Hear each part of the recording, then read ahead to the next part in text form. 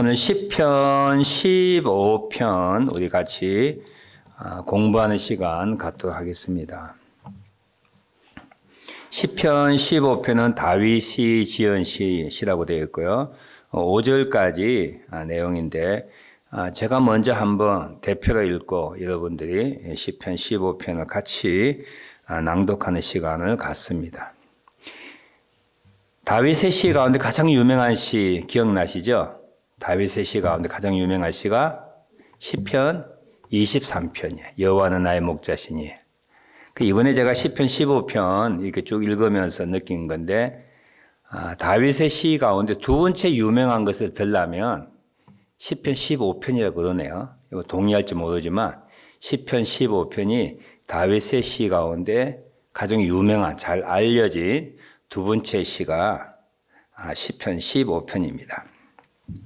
그런 마음을 가지고 제가 한번 읽을 때 어떤 느낌이 오는지 한번 생각해 보시기 바랍니다.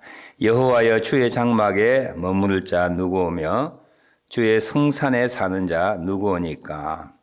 정직하게 행하며 공의를 실천하며 그의 마음에 진실을 말하며 그의 혀로 남을 허물하지 아니하고 그의 이웃에게 악을 행하지 아니하며 그의 이웃을 비방하지 아니하며 그의 눈은 망령된 자를 멸시하며 여호와를 두려워하는 자들을 존대하며 그의 마음에 서원한 것은 해로울지라도 변하지 아니하며 이자를 받으려고 돈을 구워주지 아니하며 뇌물을 받고 무지한 자를 해하지 아니하는 자이니 이런 일을 행하는 자는 영원히 흔들리지 아니하리다.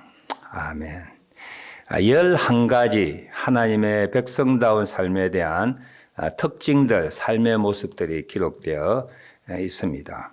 우리 시편 15편 우리 같이 한번 천천히 낭독하는 시간 갖도록 하겠습니다. 시작. 여호와여 주의 장막에 머무를 자 누구오며 주의 성산에 사는 자 누구오니까.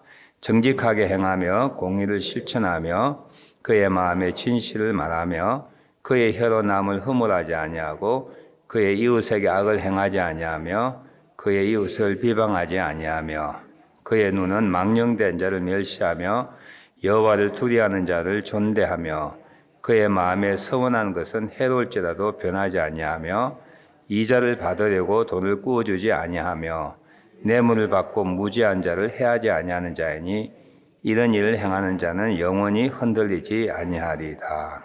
아멘. 다윗이 지은 시지만 어떤 분은 이 시를 예배자의 기도, 예배자를 위한 시라고 명명하기도 합니다. 그런 측면에서 바라볼 때 우리 예배자들이 예루살렘, 즉 시온 하나님의 성전 장막에 올라올 때 그 장막의 문 앞에 있는 제사장에게 이렇게 질문한다는 거야. 누가 하나님을 예배할 수 있습니까? 하나님을 섬기는 자는 어떤 마음으로 예배 드려야 합니까? 또 예배 드리는 자는 어떤 삶을 살아야 됩니까? 라고 질문한다는 거예요. 그 질문에 대한 대답이 2절부터 5절까지이고요. 그 질문에 대하여 제사장이 이런 일을 행하는 자는 영원히 흔들리지 아니한다라고 하는 대답과 함께 축복으로 이 내용이 구성되어 있다고 합니다.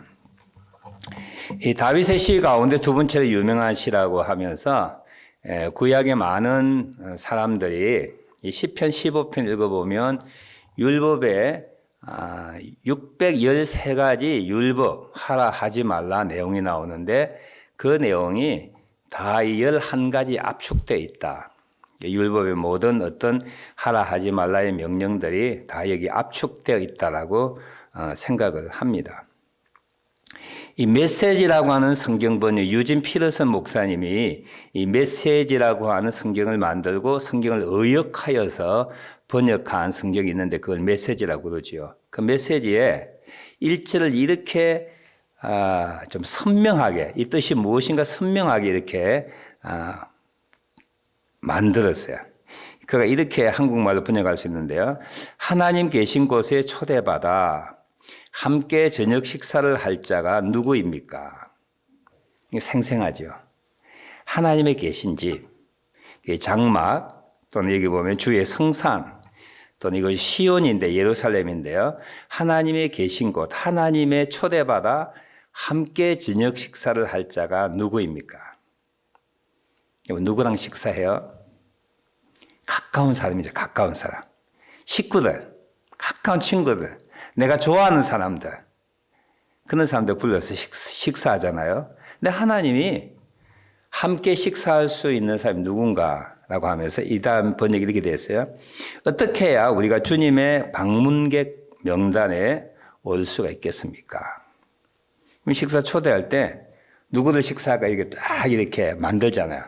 오늘 10명이 오는구나. 그럼 10명분의 음식을 만들죠. 누구누구 오지? 가정주부가 코드입니다. 가장이 선택을 하지요. 그러니까 하나님이 집주인으로서 자기와 함께 만찬을 즐길 수 있는 사람을 초대하는데 그 초대받을 자가 누구인가? 유전 피터슨 목사님은 아주 선명하게 이 내용을 그렇게 부각하고 있는 거예요.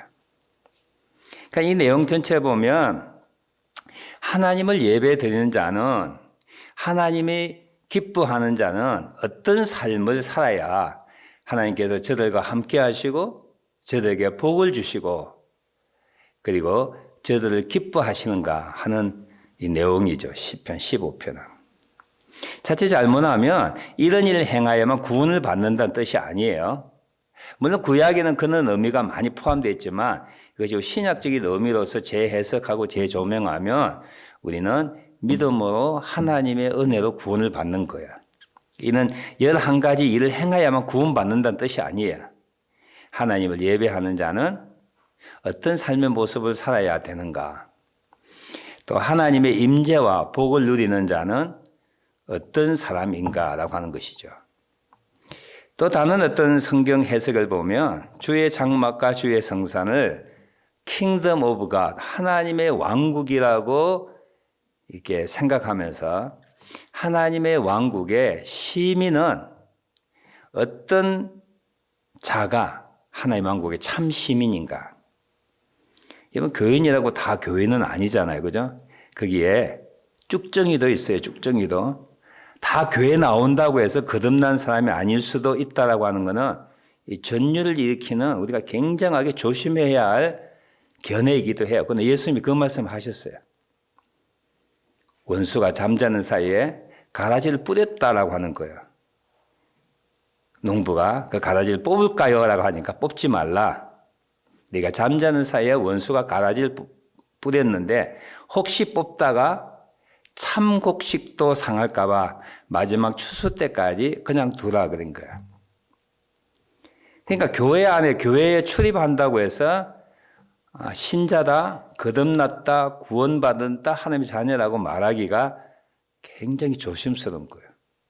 이게 가라지가 있다는 것이죠. 그는 의미로서 볼 때 정말 하나님의 나라, 천국에서 어떤 자가 하나님의 천국 시민인가라고 하는 것을 보여주는 특징들을 쭉 나열하고 있습니다. 그는 생각을 하고 우리 15편을 한번 읽어보도록 하겠습니다. 하나님께 예배드리는 자는 어떤 삶을 살아야 한가? 또 하나님의 왕국의 시민으로서는 어떤 사람이 참 그 진짜 시민인가? 사도 바울이 빌립보서 쓸 때 그리스도의 복음에 합당하게 살지어다라고 하는 말이 살아가야 된다는 뜻이 시민답게 살아가야 된다는 뜻이거든요. 그 당시 로마 시민은 특권층입니다. 그러니까 로마 시민에게 많은 어떤 특권도 부여되지만 그 대신에 로마 시민이 해야 할 책임도 있어요. 시민다운 삶의 모습이 있는 거예요. 여기서도 하나님의 왕국의 진짜 시민, 진인, 진짜 참 시민은 어떤 자인가라고 하는 특징들 그리고 책임의 모습들을 보여주고 있습니다. 이 시편 15편 어떤 분은 쭉 읽으면서 한마디로 믿음과 삶의 일치에 대한 말하는 것이다 라고 규정한 분도 있습니다. 믿음이 있으면 보이지 않는 믿음이 삶의 모습으로 나타나야 된다라고 하는 거야. 그 삶의 모습에 기초는 믿음이어야 된다. 그래서 믿음과 삶의 일치와 조화, 그리고 밀접한 유기적인 관계에 대한 시편이 시편 15편이다. 그렇게 이야기하는 분도 있습니다. 자, 1절에 보면 하나님의 천국, 하나님의 왕국의 참 시민에다운 삶의 모습, 그리고 살아계신 하나님을 예배하는 자는 어떤 삶의 모습을 가져야 되는가? 하나님이 우리와 함께하고 복을 주시고 우리를 인도하기 위한 친밀한 인티머시, 친밀한 그 릴레이션십, 관계를 유지하는 자는 어떤 자가 그런 자인가 하는 것을 2절부터 5절까지의 짧은 구절 가운데 11가지의 특징을 우리에게 보여주고 있습니다. 2절에 보면 내면적인 어떤 삶의 모습, 내면적인 성품에 관한 것 3가지 나열하고 있습니다. 하나님을 예배하는 자는 첫 번째, 정직해야 된다. 두 번째, 공의를 실천해야 된다. 옳다고 여기는 것, 공의롭게 여기는 것을 실천하며 살아가야 된다. 세 번째는 마음의 진실함을 말해야 된다. 내면적인 성품입니다. 이분 어떠세요? 이분 스스로 평가할 때 나는 좀 정직한 사람인가? 나는 의로운 일을 실천하기를 좋아하는가? 그리고 정말 진실된 것을 내가 말하고자 하는가? 우리 스스로 한번 판단해 봤으면 좋겠고요. 결론적인 이야기이기도 합니다만 우리가 하나님의 백성답게 이 땅에서 완전을 이루며 살기는 불가능하고 하나님께서 원치도 않습니다. 이상한 말이지만 너희는 그렇게 살 수 없는 존재라고 하는 것을 하나님이 아세요. 중요한 것은 뭐냐면 날마다 성장하고 성숙해 나가고 진보되는 거야. 진보되는 거. 지난해보다는 올해가 더 정직하고요. 지난해보다 올해 더 의로운 일을 실천하려고 하고 지난해보다 올해 내가 마음에 진실된 것을 말하는 진보란 말이 이상하지만 성장, 성숙이 있는가라고 하는 거야. 여러분 어떠세요? 여러분 스스로 평가하면 어떻습니까? 10년 전, 코비드 일어나기 이전보다 지금이 신앙적으로 좀 나아졌어요. 퇴보된 거야. 코비드 19 때문에 퇴보되면 안 되지요. 그보다 더 힘들고 어려운 일도 우리 인생 가운데 수없이 다가올 수가 있습니다. 이거 어때? 2년 전보다 지금이 나아요? 아니면 5년 전보다 지금이 낫습니까? 아니다라고 하면 왜 아닌가를 여러분 깊이 생각해 봐야 돼요. 내가 왜 5년 동안에 신앙의 성장이 없지? 5년 동안 무슨 문제가 있었지? 하나님께 가까이 가고자 하는 것을 가로막는 그게 뭐지? 세상인가? 자식인가? 돈인가? 내가 좋아하는 뭔가 딴 게 하나님 외에 딴 것이 있는가? 아니면 건강 때문인지? 정말 내 삶이 성장하고 성숙해야 되는 거야. 물론 육체는 쇠퇴하고 후퇴하지만 속 사람이 날로 새로워지는 것이 그리스도인입니다. 나이 들면 눈도 보이지 않고 귀도 들리지 않고 다 고장나게 되어 있어요. 고장나게. 그래서 몸과 함께 육체와 함께 신앙들이 다운될 때가 참 많이 있습니다. 그럼에도 불구하고 우리는 이런 외부적인 영향 때문에 우리 신앙이 쇠퇴하거나 하나님께 가까이 가는 것들이 후퇴된다면 하나님이 기뻐하는 일이 아니고 우리도 원하지 않는 일이고 또 하나님의 복과 임재를 잃어버리는 일이기 때문에 우리 조심해야 되는 거죠.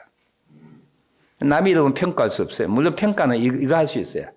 주일 예배 나온 사람이 안 나온다. 수요 예배 나온 사람이 안 나온다. 새벽기도 하는 분이 안 나온다.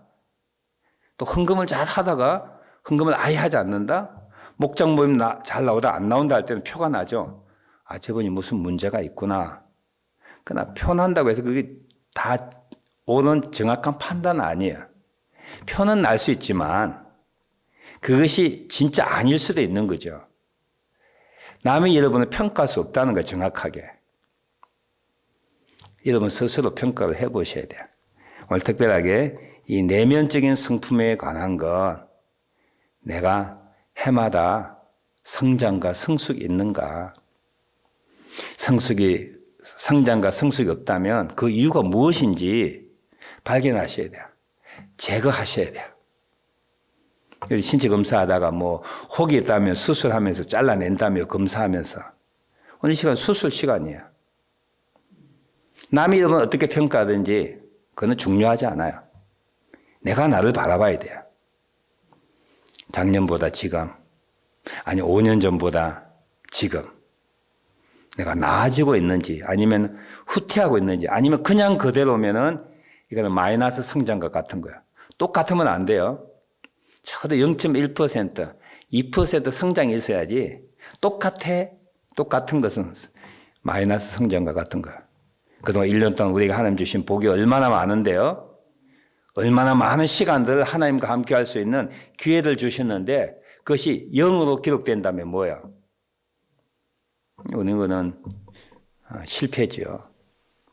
오늘 내면적인 성품에 대해서는 정말 누구누구를 판단할 수 없는 그런 내용이죠. 여러분 정직한가? 나는 정직한가? 아니 작년보다 올해 더 정직하려고 하는가? 그런 마음이 생기는가? 아이고 이제는 뭐 끝났어. 정직이 뭐고 정직하게 살아봐야 아무 유익도 없더라. 알아주지 않더라. 마음대로 살자. 혹시 그런 마음을 갖고 있지는 않습니까? 정직해봐야 소용없어. 공의를 실천, 내 공의가 무슨 영향을 주겠는가? 그렇게 생각될 때도 있어요. 내 작은 한 사람이 무슨 큰일을 하겠는가? 내 혼자 의롭게 산다고 하는 것이 왕따 당하고 사람으로부터 평가받지 못하는 것 때문에 의를 행하는 것을 놓치기 쉽습니다. 마음의 진실을 말하며 진실을 말할 때 누가 좋아해요? 그래서 입 닦자. 가능하면 처세술에 내가 능통한 여기 가서는 이 말하고 저기 가서는 저 말하고 아부하고 아첨하고 물론 긍정적인 태도는 좋지만 진실을 말하지 아니하는 용기를 잃어버린다면 하나님의 성도로서 세상의 빛이나 소금의 역할을 감당치 못하는 것이죠. 오늘 첫 번째 2절에 나와 있는 세 가지 내면적인 성품에 대하여 우리 자가 평가할 수 있도록 시간을 좀 가졌으면 합니다. 이 성품은 사실은 정직이라든지 공의라든지 진실은 사람으로부터 생기는 것이 아닙니다. 물론 어느 정도 우리가 고양할 수 있고 우리가 가질 수 있는 내용이에요. 온전한 정직, 온전한 공의, 온전한 진실은 하나님께로부터 와요. 세상으로부터 배울 수 있는 게 아닙니다. 책을 통하여 다른 사람의 모습을 통하여 우리가 가질 수 있는 것 아니에요. 내가 정직하니까 내가 얼마 주겠다. 나한테 얼마 맡기겠다. 몫을 나눌 수 있는 거 아니에요. 물론 정직한 사람을 통하여 배울 수도 있지만 그런 정직은 오래가지 못하는 거예요. 조건적이에요. 정직한 것, 공의로운 것, 진실한 것은 하나님으로부터 주어지는 거예요. 상황에 상관없이 시대에 상관없이 내가 어디서 무엇을 하는가 상관없이 하나님이 나에게 정직과 공의와 진실을 허락하셔야 돼요. 그래서 아까 우리 자가 평가하자고 했잖아요. 자신을 뿐만 아니라 평가를 하고 난 다음에 부족한 점이 있다면 하나님 정직에 공의에 진실의 은혜를 주십시오. 선물을 주십시오. 그렇게 기도하셔야 됩니다. 이런 기도는 잘 안 하죠. 정직하면 손해볼 것 같으니까 하나님 가능하면 정직하게 해달라고 기도하는 거 저도 잘 못하죠. 공의를 행하겠다. 그래서 공의를 행할 수 있는 능력을 달라고 그리고 마음의 진실을 말할 수 있는 용기를 달라고 우리는 기도하지 못합니다. 오늘 2절에 세 가지 내면적인 성품, 하나님과 함께하는 자, 하나님의 복을 받는 자, 하나님을 아버지라 부르고 하나님을 왕이라 부르며 신하와 그의 신민으로 살아가는 우리들 가져야 할 내면적인 성품 세 가지 나열하고 있죠. 자신을 평가해보고 그 다음에 부족하다면 하나님 이것을 위하여 제가 기도합니다. 하고 내면적인 성품 세 가지를 구할 수 있는 우리들 되었으면 합니다. 그 다음에 8가지의 이 내면적인 성품으로 인하여 생기는 것, 무엇이 정직이며 무엇이 공이며 무엇이 진실인가라고 하는 것을 구체적인 삶의 모습에서 보여주는 내용들이 3절부터 5절까지 기록되어 있고, 아까 제가 언급한 대로 이 내용들이 율법 전부를 나열한 것과 같다, 그렇게 생각되는 내용이기도 합니다. 첫 번째, 내면적 성품에서 생겨 나오는 천국 시민다운 삶의 모습, 하나님을 예배하는 예배자의 삶의 모습, 구체적인 삶의 현장의 모습이에요. 첫 번째 3절 뭐야? 혀로 남을 허물하지 아니하고, 이 남의 어떤 잘못된 점을 말하는 것에 절겨하는 사람 되어서는 안 된다라고 하는 거야. 이 내용에 우리가 참 피할 수 있는 사람 아무도 없죠. 하나님의 백성이라면 남의 단점보다는 장점들을 더 많이 바라볼 수 있는 마음을 가져야 됩니다. 그게 바로 정직과 공의와 마음의 진실을 말하는 사람들의 첫 번째 할 수 있는 행위예요. 정말 이게 피할 수 있는 사람은 없죠. 우리가 남의 장점보다는 항상 나와 다른 단점들이 먼저 보이고 그 단점들을 꼬집는 혀로서 남의 부족한 점, 못난 점, 나와 다른 점들을 말하는 그런 습관과 본성들이 우리에게 있지요. 이번 배우자들이 잘못된 거 찾으려면 금방 막 20가지 이상 적어냅니다. 그렇죠. 이번 남편의 잘못한 점 적으려면 저희 아내도 아마 꽤 많이 적을 거예요. 이번 아내의 잘못된 일 적으려면 금방 쉬지 않고 20권을 채울 수 있을 거예요. 제가 아버지의 학교, 부부 학교, 이제 니카라과에서 그 학부모들에게 아내의 좋은 점 쓰라면 굉장히 끙끙거려요. 좋은 점이 별로 없는 거야. 부족하고 단점들 쓰라면 20가지 금방 채웁니다. 우리의 눈이 그렇구나. 상대방의 좋은 점은 많이 생각하지 않고 부족한 점, 나와 맞지 않는 점들이 깊이 부각하고 그것이 내 마음을 괴롭게 하여서 결국은 남의 허물을 하고, 그 다음에 2절에 그의 이웃에게 악을 행하는 그런 시발점이 되는 것이죠. 하나님, 남의 좋은 점을 많이 바라볼 수 있는 그런 눈들을 갖고 말할 수 있는 자가 되게 해달라고 여러분 기도해야 합니다. 그의 혀로 남을 허물지 아니하고 라고 하는 것이죠. 두 번째, 그의 이웃에게 악을 행하지 아니하며, 이 말로서 상대방의 부족한 점을 꼬집고 하는 것도 힘든 일이지만 남을 해하는 것, 실제적으로 남에게 손해를 끼치는 일, 그런 일들을 해서는 안 된다라고 하는 거예요. 의도적으로 그렇게 하는 사람은 없겠지만 늘 조심해야 된다라고 하는 거죠. 세 번째, 그의 이웃을 비방하지 아니하며, 이거는 허물을 말하는 것보다 더 나쁜 건데요. 남을 헐뜯고 악하게 말하는 거예요. 그리고 그것을 통하여 모욕감을 주는 것이 그 이웃을 비방하는 거예요. 침소봉대란 말 아시죠? 조그만 일을 막 크게 이야기하는 거고요. 그리고 모든 것이 자기 주관적인 견해야. 주관적인 견해. 객관적으로 되지 않고 그리고 공중적으로 되지 아니에요.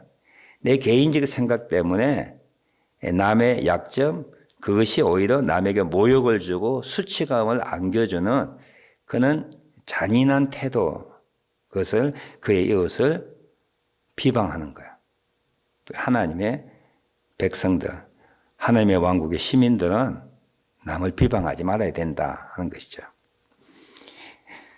네 번째는 그의 눈은 망령된 자를 멸시하며 라고 하는 거예요. 망령된 자를 멸시하며, 이 망령된 자는 상스러운 야비한 부도덕한 자를 이야기하고요. 요즘 같은 시대적인 어떤 의미로서 말한다면 하나님이 없는 자, 하나님을 믿지 않는 자들의 잘 되는 것에 대하여 5절과 그 다음 절과 연결되는데요. 하나님이 없는 자에 대하여 존대하지 않는 거야. 이게 망령되 하나님이 없는 자는 그 사람이 어떤 신분이든 어떤 직분이든지 우리가 존중하지 아니하고 멸시한다는 뜻은 그렇게 중요한 사람으로 여기지 않는다라고 하는 거야. 다섯 번째 그 다음 절과 지금 이 내용과 같이 연결되는데요. 누구를 우리는 존대해야 되냐? 여호와를 두려워하는 자를 존대해야 된다. 하나님을 믿는 자들을 주 안에서 형제 자매들을 비록 연약하고 부족하지만 그런 자들을 존경해야 된다라고 하는 거야.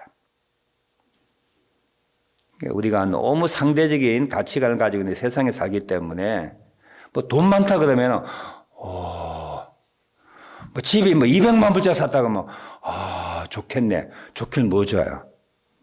예수 안 믿는다면 그건 아주 꽝이에요, 꽝.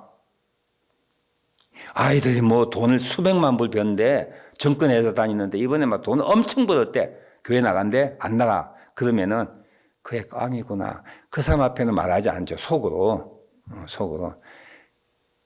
인생 잘못 살고 있네. 그렇게 생각하면 되는 거예요. 그걸 성경에 해도 된다 말하고 있는 거예요. 그의 눈은 망령된 자를 멸시하라는 거예요. 돈 많은 것에 대하여, 지위 높은 것에 대하여, 자식 잘된 것에 대하여, 똑똑한 사람에 대하여, 명예를 가진 사람에 대하여, 인기 있는 사람들 대하여 거기에 홀려서 내 어깨가 처진다, 내가 잘못 살았구나, 그렇게 생각하지 말라는 뜻이죠. 그의 눈은 망령된 자를 멸시하며 하나님을 두려워하는 자를 존대하는 말과 같이 컴바인, 연결시키면 그런 뜻이에요. 우리가 얼마나 많이 그런 생각을 갖고 있어요. 애 뭐 안 돼. 너무 잘 됐다는 거야. 나는 애를 어떻게 키웠지? 어떻게 키워요? 예수 믿게 키웠으면 그게 성공이에요. 할렐루야. 믿습니까? 예수도 잘 믿고 좋은 직장이면 더 좋겠지요.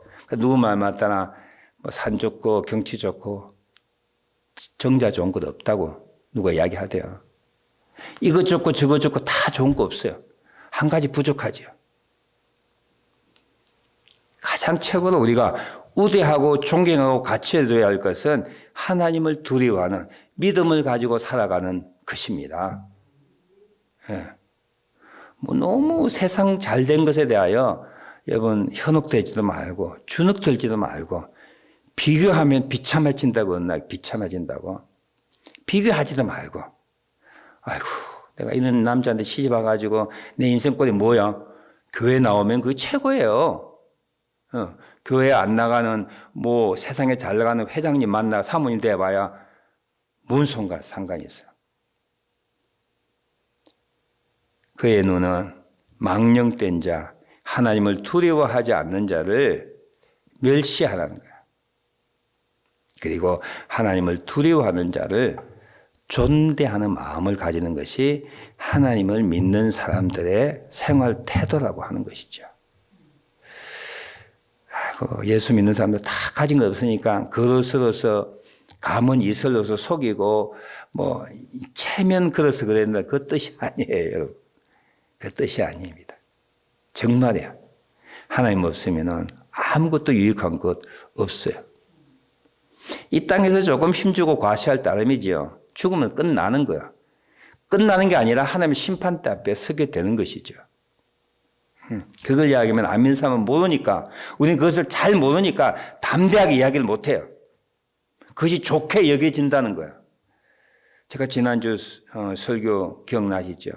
이번 마귀의 속임수에 귀를 기울일 거예요. 예수님이 살아나셔서 하나님의 아들로 인정되신 하나님의 아들의 말씀에 귀를 기울일 거예요. 하나님의 아들 말씀이잖아. 그가 부활하셔서 하나님의 아들로 인정되셨잖아요. 마귀가 하는 거 다 거짓말들이야. 이 땅만 정부다. 하나님 심판이 없다. 하나님이 없다. 내세가 없다. 다 거짓말들이에요. 이것들에 대해 우리가 확신을 못 가지니까 엉거주춤해가지고 세상에 좋은 것들에 대하여 우리가 주눅 들고 지금은 믿는 내 형편에 대하여 자기의 과소평가, 열등의식을 가지는 것이죠. 오늘 10편 15편에 그러지 말라라고 말하고 있잖아요. 너는 하나님의 천국의 시민이라는 거야. 창조주 하나님을 섬기고 믿는 자라는 거야. 믿음으로 구원받고 하나님이 함께 하시는 영원한 영생을 소유한 자이기 때문에 망령된 자는 멸시해도 된다라고 하는 거야. 그렇다고 해서 아까도 말씀드렸지만 눈앞에 너 지옥 가는 인생 이렇게 이야기하지 말고 그냥 속으로 야, 참 헛된 거 붙잡고 네가 아무것도 아닌 거 붙잡고 폼 재는구나. 불쌍하다. 정말 불쌍하잖아요. 영생을 알지 못하고 하나님을 알지 못하고 보이는 것이 전부라고 살고 있는 하루살이 같은 인생을 살고 있는 저들, 참된 건 아닌 것에 속아가는 저들, 헛된 것에 목숨을 거는 저들, 자존심, 세상 것에 눈이 어두운 저들, 불쌍히 여기는 마음을 가져야 된다는 거죠. 여섯 번째, 그의 마음에 서원한 것을 해로울지라도 변하지 아니하며, 이 서원에 대한 이야기는 우리하고 잘 익숙이 안 됐지만 하나님을 이용하거나 자기 이익을 위하여 신앙적인 태도에서 벗어나는 일들을 밥 먹듯이 하는 그런 지조가 없고 절개 없는 그런 행동을 하지 말라라고 하는 거야. 하나님께서 옳다고 여기는 것은 계속 옳은 거예요. 죽어도 옳은 거야. 일곱 번째, 이자를 받으려고 돈을 구워주지 아니하며, 우리 교회에서 이자 받으려고 돈 구워줄 수 있는 돈이 많은 사람 없죠. 카나다에서는 돈 또 안 빌려줍니다. 돈 빌려줄 때는 어떻게 줘야 돼요? 이거는 내가 구제한다는 셈 치고 딱 그는 배수진을 치고 줘야 돼요. 여러분 능력껏 괜히 코사인 하지 마시고 이 돈은 없어도 된다라고 하는 양이 있다면 그냥 주세요. 빌려준다. 그냥 뭐야? 속으로 내가 안 받을 각오로 준다라고 하는 마음을 주셔야 돼요. 이자 받지 마시고 이자 준다 그래도 받지 마시고 줄 돈도 없지만 만일 주게 된다면 그 배수진을 치는 거야. 이것은 내가 당신에게 선물로 주는 것 같다. 말은 그렇게 하면 안 돼요. 잘 되면 갚아라고 해야 돼요. 그냥 뭐야? 내 마음속으로는 7년 동안 못 갚으면 면죄연이 있으니까 내가 그때 잊어버리자 하는 마음을 가지셔야 돼요. 지금 7년 동안 돈을 빌려서 안 받으신 분 있죠? 7년 기다리다가 못 주면은 잊어버리세요. 탕감해 주십시오. 그리고 그분한테 말씀하십시오. 나 돈 안 받기로 해서 7년 동안 안 받아도 지금 살 수 있네. 앞으로도 살 수 있을 것 같아. 안 받아도 괜찮아. 그러십시오. 이런 설교 몇 번 들으시고 우리 교회에 몇 분들이 탕감해 준 분이 있어요. 나 너무 감사해요. 혹시 빌려준 분, 형제한테 빌려준 분, 부모한테 빌려준 분, 박수영이가 빌려준 게 아니고 횡령돼서 지금 고소까지 들어갔지만 고발까지 들어갔지만 빌려준 돈, 형제한테 빌려준 돈 있죠? 부모한테 빌려준 돈, 맡긴 돈 있죠? 친척들한테 맡겨준 돈 있죠? 잊어버리세요. 언제까지? 7년까지. 그러니까 완전 끝나시고요. 7년 전에는 기다리시다가 주면 주고 안 주면 이렇게 좋고 안 줘도 좋고 7년 지난 다음에는 뜻을 정하시고 전화하세요. 편지 보내세요. 나 기도하니까 하나님 갚지 않아도 된다네. 괜찮아 잊어먹어. 그러면 그분이 나중에 10년 지난 다음에 또 가지고 올 수도 있고 안 가져올 수도 있고 가져오면 더 좋고 안 가져도 괜찮고 귀 있는 자는 듣고 은혜가 될 자는 은혜가 되시기를 축원합니다. 예, 그 때문에 제가 딴 데 가면 이야기하겠는데 우리 집안 이야기해서 이야기를 못하겠어요. 그런 일이 있었습니다. 우리 집안에. 잊어버리세요. 포기해리. 그 마음의 평안을 가지십시오. 언제까지? 7년. 지금은 더 좋고. 마지막 8번째. 뇌물을 받고 무죄한 자를 해하지 아니하는 자다. 뇌물 받을 정도 우리 카나다에서 그는 공무원이나 판검사 되는 분 없고 노예가 없죠. 권력이 있는 자 없는데 이 뇌물을 다른 쪽으로 해석하면 내가 다른 사람 쪽에 유리한 쪽으로 서는 거야. 뇌물을 받는 것처럼. 뇌물이 뭐예요? 같은 동네 사람, 뇌물이야. 주고받을 거 없는데 괜히 가까워. 그게 뇌물이야.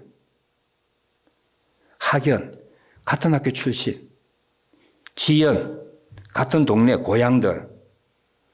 같은 신앙인들. 오늘 어떻게 하면은 기독교인들과 가까워, 우리가. 그렇죠? 기독교인하고 불교 싸우면 누구 편이에요, 우리는? 기독교인 편이에요. 그러니까. 또, 국가 편이에요, 국가 편. 우리가 남이가 일본하고 대한민국 싸우면 누구 편이야? 다통 우리 한국 사람이니까 한국 편이 되는 거죠. 그건 뭐야? 뇌물입니다, 뇌물. 우리 교회 사람, 뇌물이야. 우리 민족, 같은 신앙, 같은 고향, 같은 선후배. 어떤 사람은 군대까지 동원해가지고 우리가 해병대 아이가, 뭐 이러고, 해병대, 공군, 육군, 해군, 그까지 편을 짜는 사람이 있어요. 뭐 편은 아니지만 좀 더 가깝게 표현을 하는 분이 있더라고. 하여튼 뭐 이민 동기, 같은 비행기 타고 왔다는 거야. 같은 비행기 타고. 그것이 그냥 편이 돼가지고 뇌물과 비슷한 거야. 그것 때문에 생각이 달라지고 보는 눈이 달라지고 마음이 달라져요. 느낌이 달라지는 거야. 그 뇌물을 받고 무죄한 죄를 해하는 자와 같은 것이죠. 이는 8가지 내용을 보면은 우리가 여기에 자유를 삼 아무도 없어요. 중요한 건 뭐예요? 이는 내용들을 구체적으로 살펴보면 내가 이런 점에 약하구나. 이런 점에 내가 아킬레스건 것처럼 부족한 점이구나 하고 한 8가지 중에 한두 가지 선택하셔서 하나님 도와주십시오. 이는 삶의 변화가 내 삶 속에 있을 수 있도록 기도하셔야 합니다. 마태복음 5장에 보면 복 있는 사람, 이는 사람이다 라고 하는 내용이 기록되어 있고요. 또 골로새서 3장 1절에 보면 그러므로 너희가 그리스도와 함께 다시 살리심을 받았으면 위의 것을 찾으라 그랬어요. 바로 시편 15편은 천국 시민으로서 천국 시민다운 삶을 찾는 내용들에 대하여 기록하고 있는 거야. 이걸 행한다고 해서 천국 시민 되는 것 아니에요. 천국 시민이 이미 되었기 때문에 하나님의 소유된 백성이 이미 되었기 때문에 하나님의 소유된 백성이라면 이는 삶의 특징들이 있어야 된다. 우리가 누구예요? 하나님을 내 주인으로 섬기는 거예요. 하나님을 아버지라고 섬기는 거예요. 우리는 그의 자녀예요. 예수님을 통하여 우리는 예수님의 형제 자매가 되었어요. 어느 목사님이 그 이야기하는데 너무너무 저는 새로운 일인데 바다 색깔이 하늘 색깔과 같다 그러네요. 바다 색깔이 하늘 색깔과 같답니다. 폭풍이 불 때는 바다 색깔이 시커멓대요. 그리고 화창할 때는 바다 색깔이 파란 색깔이 된대요. 우리가 하나님을 믿고 섬기기 때문에 그 하나님의 색깔이 우리의 마음밭에 그대로 스며드는 거예요. 하나님이 정직하고 하나님이 공의롭고 하나님이 진실하기 때문에 하나님을 믿는 우리들도 공의롭고 정직하고 진실된 그 컬러들을 가진다는 것이죠. 그 컬러들이 보여준 삶의 모습이 3절부터 5절까지 8가지의 구체적인 삶의 모습으로 보여진다는 것이죠. 골로새서 3장 1절 이하에 그렇게 말하고 있습니다. 너희가 그리스도와 함께 다시 살리심을 받았다면 위의 것을 찾아라. 위의 것을 생각하고 땅의 것을 생각하지 말라. 땅에 있는 지체를 죽이라. 옛 사람과 그 행위를 벗어버리고 새 사람을 입어라. 오늘 천국 백성답게 예배자답게 하나님을 아버지라 부르는 자답게 사는 삶이 무엇인가 우리 시편 15편의 11가지를 통하여 우리에게 말해주고 있습니다. 완전에 이르기는 불가능하지만 제가 처음에 시작할 때도 말씀드렸던 대로 작년보다는 올해가 더 나아져야 되는 거예요. 이거 어떠세요? 배우자한테 물어보시면 돼요. 남한테 물어보면 정확하지 않지. 같이 사는 분 제일 잘 아는 거예요. 집에 가면서 여보, 내가 작년보다 좀 신앙적으로 나아진 것 같아? 예수님의 모습을 좀 더 많이 닮아가는 것 같아? 아니, 하나님을 예배 드린다고 할 때 그 예배자로서의 그 성품들이 조금 이렇게 갖추어지는 것 같아요. 한번 질문해 보시겠어요? 화내지 말고, 그걸 왜 묻냐고. 그렇게 화내지 말고, 다정하게 조심스럽게 물어보시면 돼요. 여보, 나는 어때? 먼저 자신부터 물어보세요. 무슨 말을 하든지 화내지 마시고. 그리고 당신은 이렇게 질문해 보셔서 정말 성장과 성숙, 성화가 영적인 어떤 진보들이 우리 삶 속에 있었으면 좋겠습니다. 기도하셔야 돼요. 울어도 안 되고 몸부림치도 안 되고 주님의 은혜로만 가능한 거예요. 하나님의 어떤 인자가 하나님의 은혜가 나를 덮을 때만 가능한 거예요. 내 입에 파수꾼을 세울 때만 가능한 것이지 입 다무는 게 얼마나 힘들어요. 꼬매도 안 돼요. 꼬매도. 말하고 싶어서 정말 꼬매도 안 돼요. 하나님이 내 입에 파수꾼을 세워주셔야 돼요. 하나님의 은혜가 내 마음에 임할 때만 이런 일들은 자연스럽게 내추럴리 스무스리 가능한 거예요. 내가 몸부림치도 안 된다 그냥. 도박과 좋아하는 사람은 손 잘라도 발 잘라도 안 돼요. 하나님의 영이, 하나님의 은혜가, 하나님의 거룩함이, 하나님의 정직함, 하나님의 공의가, 하나님의 진실함이, 하나님의 은혜가 내 생각과 내 마음과 내 눈과 내 귀와 내 입과 내 마음 하나님 푹 품어주실 때 가능하게 되는 거예요. 그 은혜를 사모하여 정말 우리의 사는 모습을 통하여 그리스도의 향기, 그리스도의 편지, 또 빛과 소금, 하나님의 군사로서의 아름다운 모습들을 세상에 보여주는 저 사람을 보니 하나님이 계시는구나. 저분이 믿는 하나님을 내가 믿어야 되겠구나. 감동을 줄 수 있는 하나님의 도구로 쓰임받을 수 있는 저와 여러분 되시길 주님의 이름으로 축원합니다.